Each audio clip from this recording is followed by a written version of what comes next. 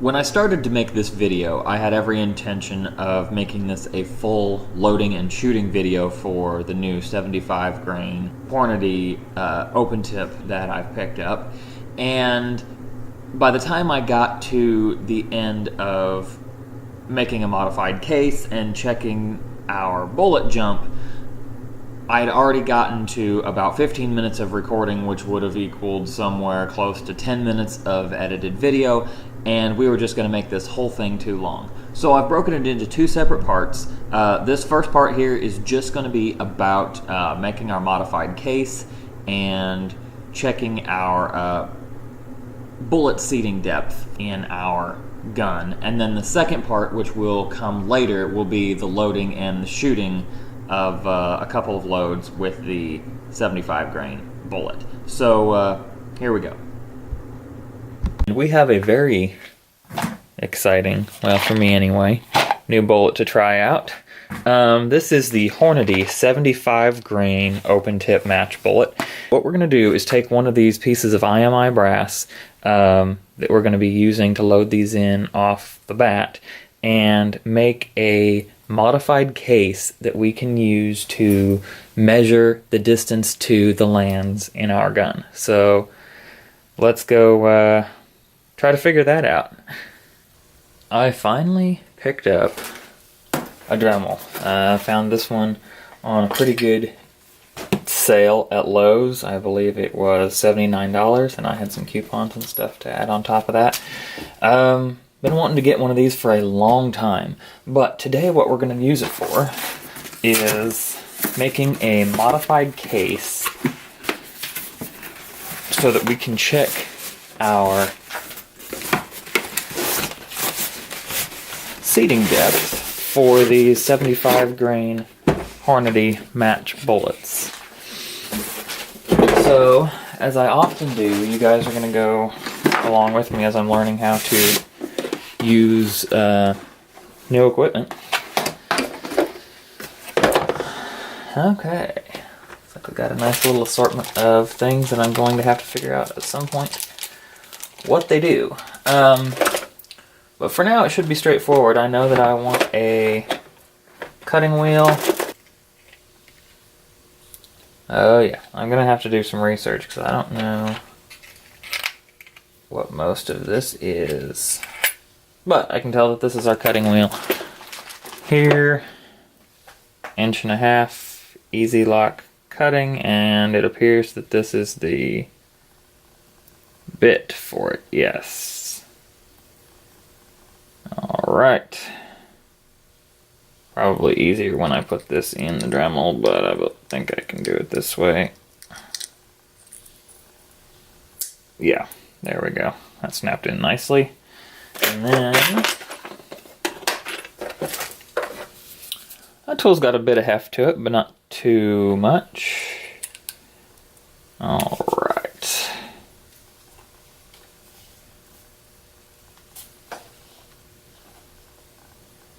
Ah.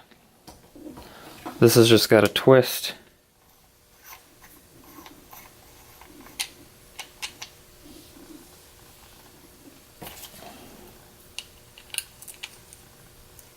Huh.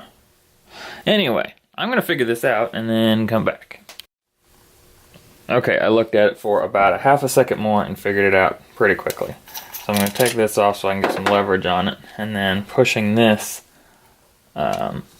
locks the spindle so it can't turn, and then I can loosen that and insert the tool.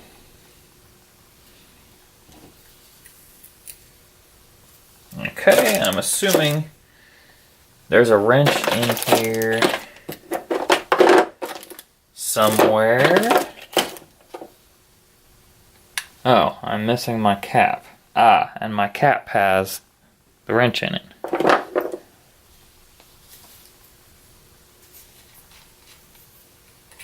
Kind of an exciting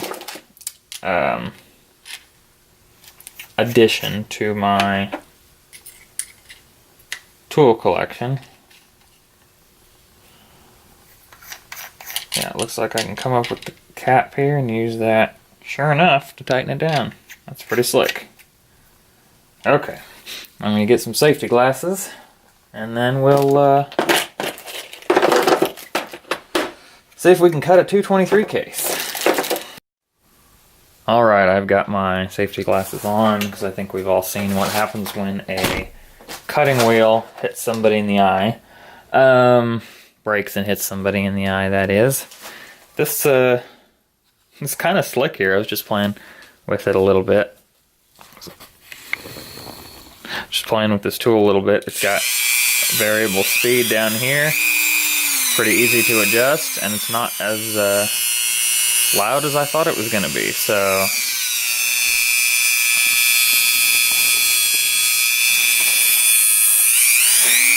I'm going to set it to about 15. I'm guessing that's 1000 RPM. And we're going to see if we can cut through.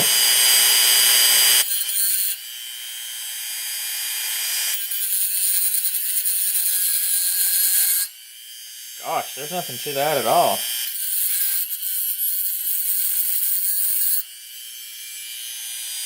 I'm hoping I haven't cut too much.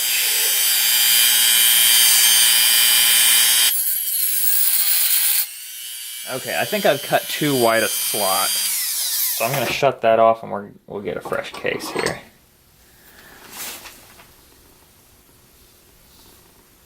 Yeah, I'm fairly certain I cut too wide a slot there, so we'll try again.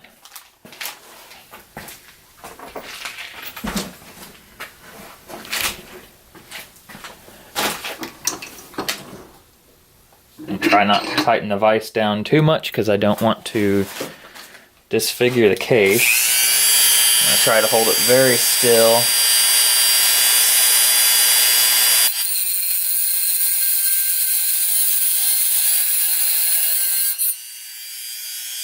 We're going to go with that right there. Wow, that was easy. That's looking real good. I'm going to probably trim some of these shavings off. Yeah, actually, let me do this. Yeah, that actually did it just fine. Just ran a drill bit through there. Perfect. We're ready to stick a bullet in there and check our throat depth. We have our modified case, and we've got a good snug fit. Boy, that looks nice when it's sitting in there like that. I know we can't go out that long, but it sure does look nice. Anyway, we've got a nice snug fit in the case, and I can push it in and out, and I can just barely get a hold of it with my fingers. Good enough to pull it back out of there. So we're going to use that for our measurements. Good news about it being snug is I shouldn't have to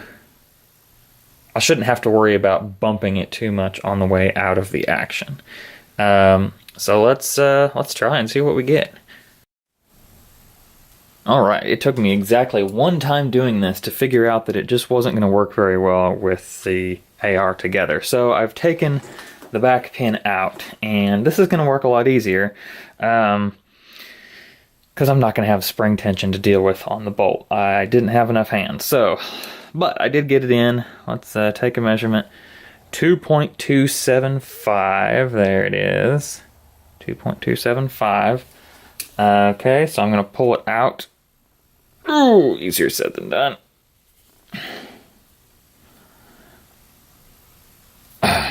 Pull it out a little bit.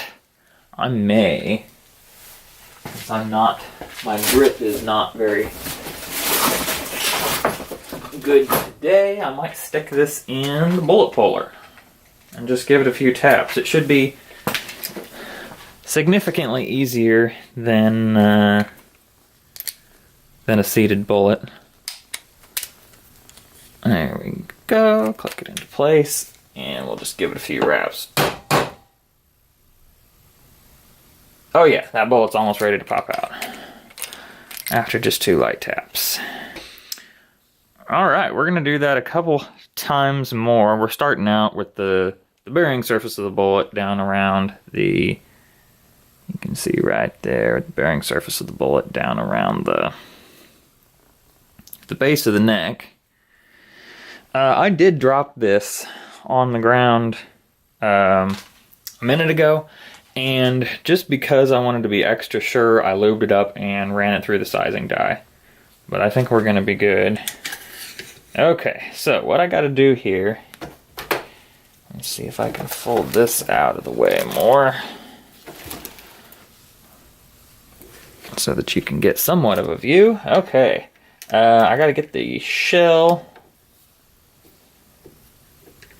under the rim, or under the extractor.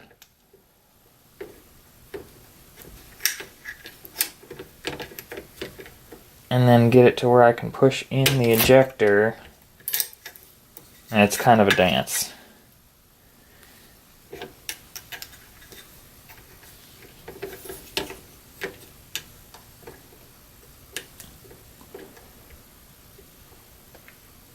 There we go. Okay. And I'm going to slide it in, supporting it as far as I can.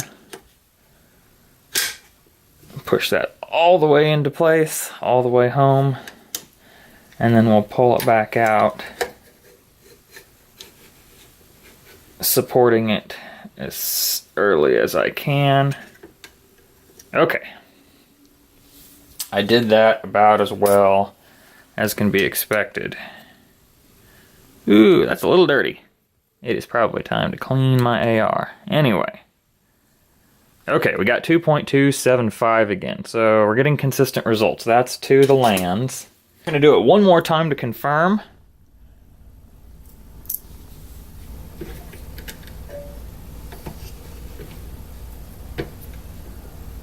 Oh, there we go. Okay. Last time.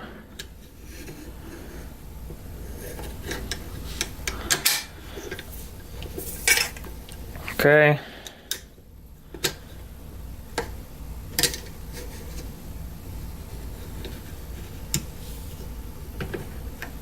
All right.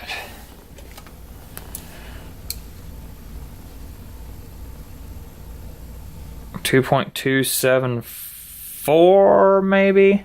Anyway, this is kind of a moot point because 2.260 is our full magazine length. It's good to know that we could go almost to 2.274 if we wanted to single feed, but since 2.260 is our full magazine length, we're going to be about 15 thousandths off the lands. And that sounds like a good place to start. 15 thousandths off the lands, as long as we don't have compressed charges, which I doubt we're going to. Thank you for watching. I do not have a concluder filmed because, as I said in the beginning, I wasn't planning on stopping here, but that'll be good for this video. I think we got a pretty good overall length set.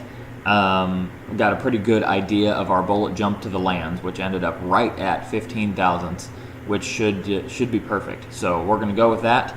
I will see you in probably a week or two for the actual loading and shooting of this 75 grain bullet. I'm really hoping for some good accuracy, especially since we've got this new scope on the rifle. I'm hoping that even with our mil-spec barrel, we'll be able to do some good things with this bullet. So stay tuned. Thanks again.